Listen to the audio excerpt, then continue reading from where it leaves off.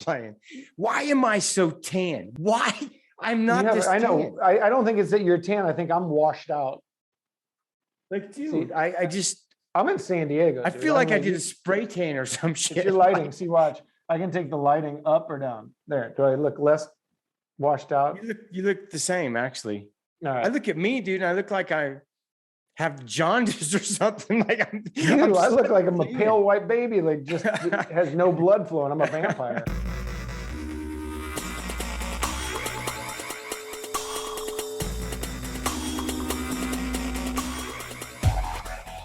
I'm hanging in the sunshine.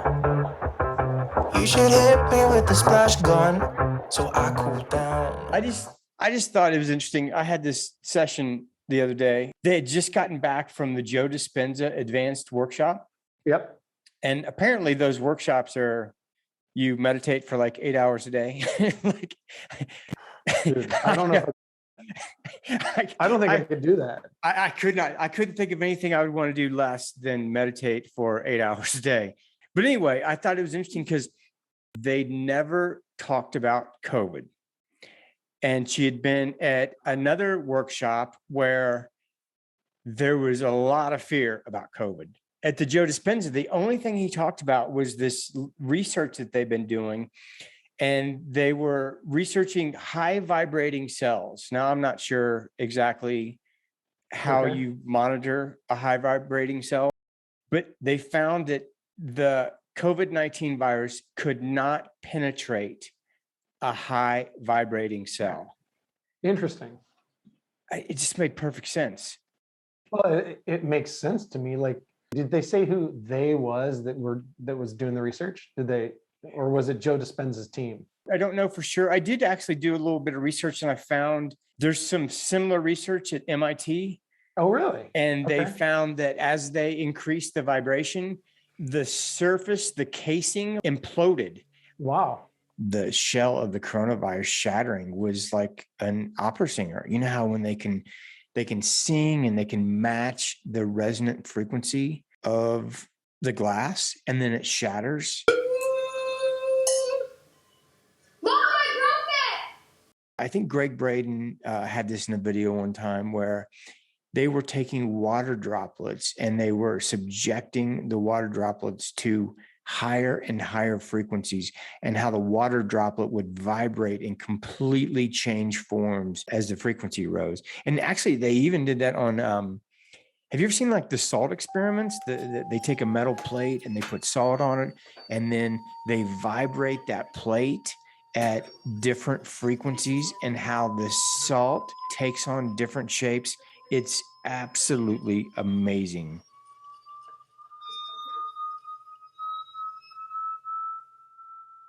I mean, everything's vibrating at different frequencies. Like, what did Einstein say? I'd love to know what the MIT people like did to make the coronavirus whatever vibrate so much. You know, I think they were using ultrasound. Ultrasound, really? Yeah. So all we have to do with, based on that, would be take people that have been diagnosed with COVID and put them into a machine and blast them with ultrasound. That's what logic would lead to. Yeah. Logic, but the world's not logical. I mean, I believe we're all vibration. Mm-hmm. And when things vibrate out of the system, they can't maybe it's the vibrations to a degree that it can't attach to the person's body, RNA, DNA, whatever it is. Mm-hmm.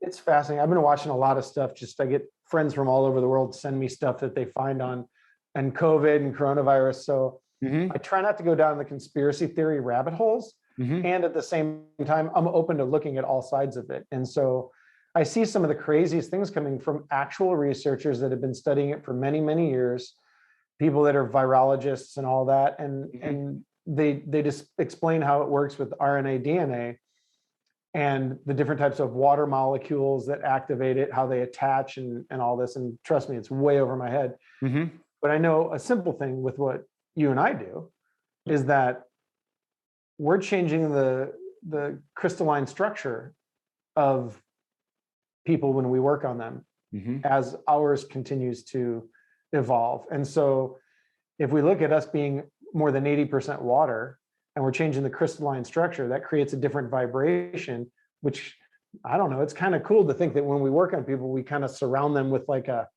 force field of vibration that won't allow that kind of stuff to permeate them, you know? Yeah. Yeah. I like that visual, at least. To me, this whole thing from right off the bat was a fear virus. What I mean was your chance of getting it was greatly increased if you were in fear. I don't know why I felt like that. I mean, I know that sounds like some new age crazy No, that makes sense to shit, me. but That makes sense to me. Fear increases cortisol levels, and cortisol levels lower your immune system, right? yep. Let's just talk about it on that level. Yeah. When Yeah. your Yeah. immune system's lowered, you're more fertile to receiving and experiencing sickness.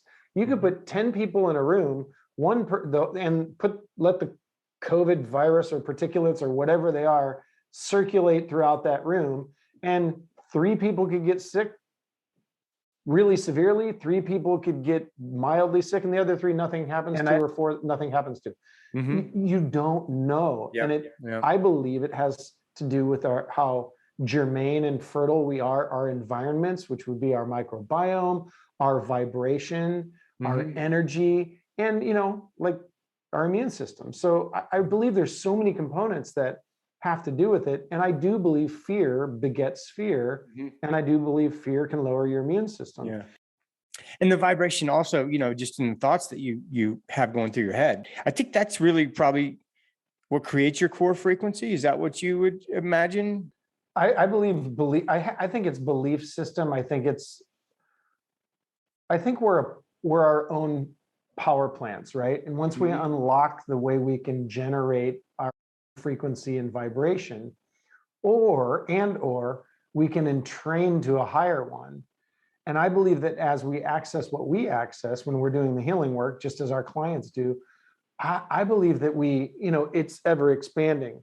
So as this bandwidth keeps to expand and we just tune in here, or we tune in here, or we tune in over here, maybe it's a day, a week, or a month later, it's continually expanded. So we're getting the next level of that vibration to whatever it's doing.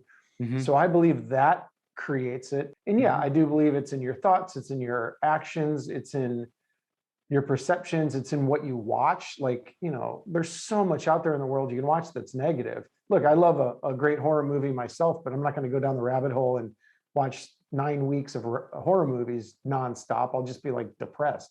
Yeah. So, I don't know. I think there's so many things that we need to look at on that, which I'd love to explore even more. But I do think, when we're wired the way we're wired and we're in the space we're in all day long, it's kind of hard not to entrain to a different vibration that carries healing intelligence with it. So that's a great question. So we're all succumb to media, the appearance of what's happening. And if we see the appearance of it enough, it starts beating you down and you start believing it. Another way of saying it, some people will say, is the script, right? It's the agenda, or instead of using that word, it's the, what is the wording for it that everyone's using right now? It's not the agenda, the script, I'm blanking. I got a question for you. Yeah. Do you think Jesus would be afraid of the COVID-19 virus? I just don't think he would. I just can't even imagine. I just don't think he would. And that leads me to think that it's vibration. And I'm going to find out. Hold on 1 second. I'm going to text him real quick. Text him. He's pretty quick at getting back. Oh, he already answered it before I texted him. Guy's a smart dude. You know what he said? He said, hell no. Yeah, he said, hell no. I don't know. I think when you're a being that walks in the light like that, how many people would grab on, as the stories go from the Bible, would grab onto his clothing and touch it and be healed? That's the vibration. And without trying to sound like I'm being messianic with this work we do. Absolutely not. Totally not. Yeah. Totally not. Totally not. When we're around people, and we vibrate like this. We're like little superchargers or energizer bunnies of this. And so people have healings. And I mean, I believe the healings people have, if I can put it on the screen right here, are this big. I believe that's the universe marketing to us. I believe what's happening is everything down below here, that is what's important. Yes.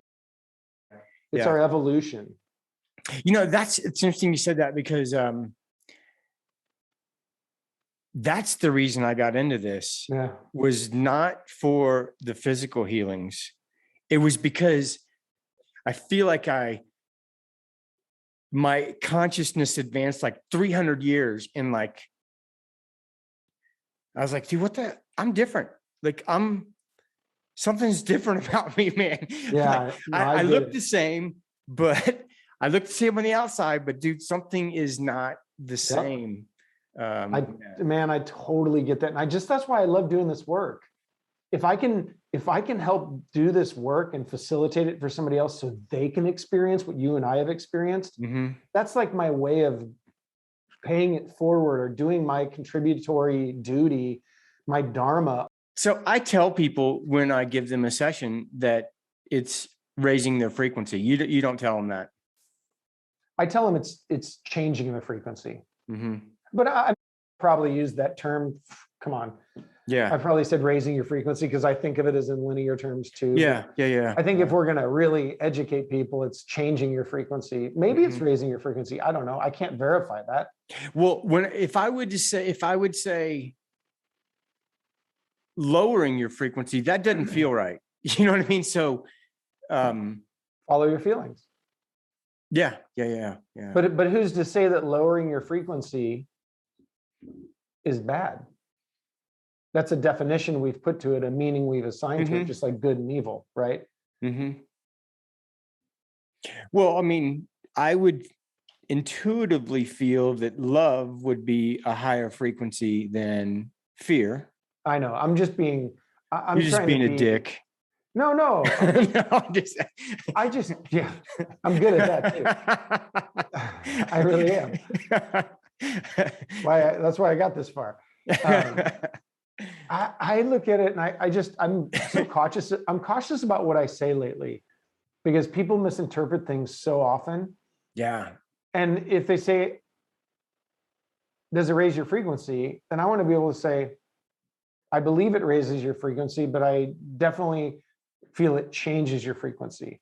Because when we had those from that work that was done on the crystalline structures, and you have microscopic pictures of the crystalline structure changing after the work's been done on water. Yes. That's proof. That's research. You can see that the crystalline structure went from non-cohesive to more cohesive. Absolutely. But I don't know if that's a measurement of frequency. So I'm just trying to be if I say something, I want to be able to back it up. You know what I mean? So I don't know how we measure the frequency going up or down. Yeah. Because it also, remember that some of the research was about recoil rates of DNA. And when we look at recoil rates, the recoil rate went longer, and not only did it recoil and heal the damage that was done to the DNA from electrical shock, but it also went back and healed the inherent defects in the DNA that were there before they went in to damage it with the electricity. So it's like, was that recoil rate slower? Or was it faster? Or was it just more prominent? Yeah. I think in those terms, I mean, but then I think people resonate with higher frequency. You know, we've all labeled it in society. I just want to know if there's a frequency, if we're able to facilitate this on people, and it's either puts a shield of vibration around them or frequency around them that doesn't allow all of that stuff to permeate, that would be really cool research to have. I mean, I don't really want to I don't know what I'm saying by this because it's going to sound weird, but I do feel a level of protectedness and a shield around me regarding lower frequencies. You know, like I really do. I love it, dude. I do. It's it's like when you walk in a knowingness. Mm-hmm. A knowingness is a different vibration than a non-knowingness. Yep. Right. Yep. I believe fear is a different vibration than, walking in love. Yep. So, but I mean, I love the concept of thinking about it as a higher vibration. I just can't measure it for anybody. Yeah, totally. Yeah, I've had several people mention that. What frequency is it? I'm like, dude, I don't know. I don't know what to say to you.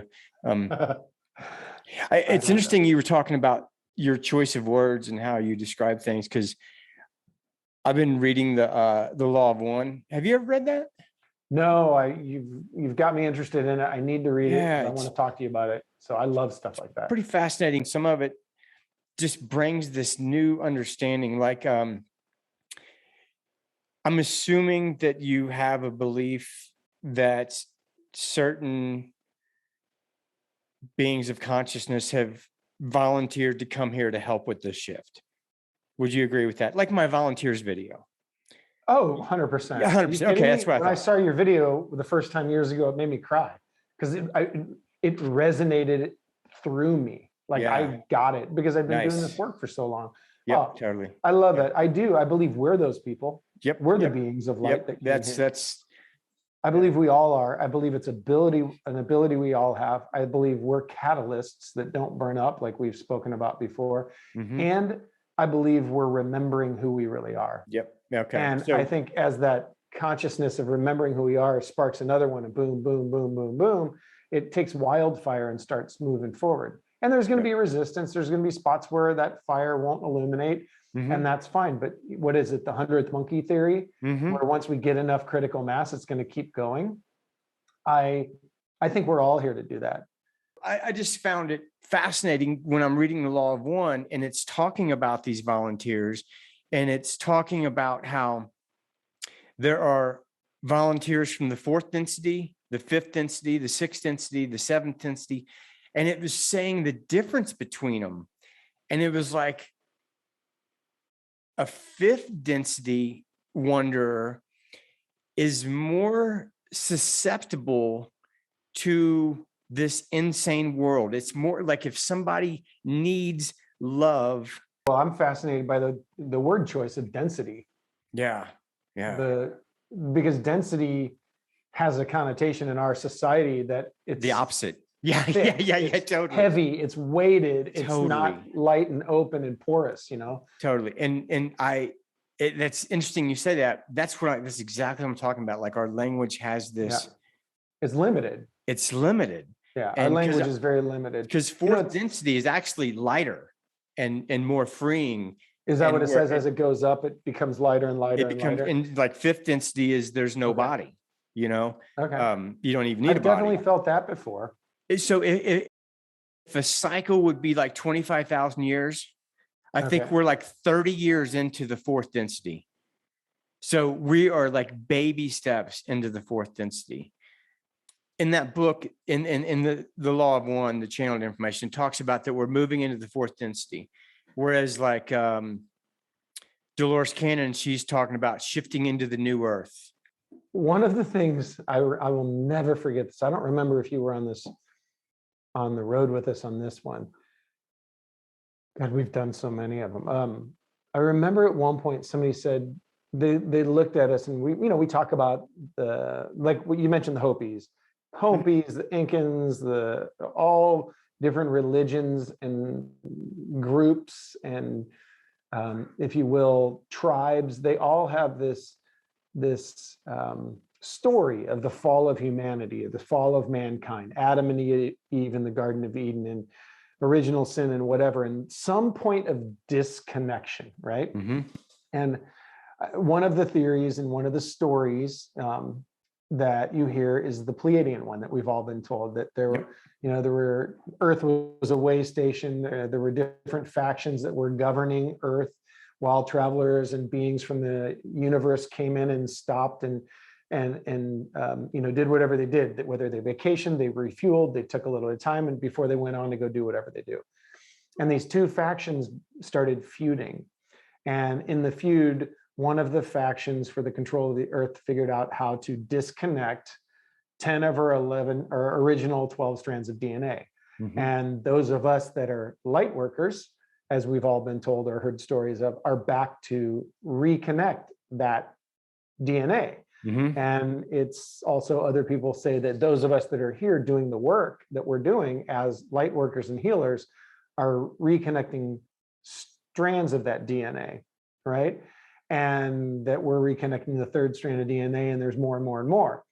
And it was just funny. I will never forget this. It cracked me up. This is total side up. You probably don't even know where I'm going with this, but I can't wait to hear it. We were on a seminar somewhere, and that story came up, and we were talking about it from stage, and got down. And I think afterwards, Sunday night, we went out. I was down at the restaurant in the hotel, and a couple of people came up and go, "Hey, we're really fascinated by this. I want to talk to you about the Pleiadian thing and all that."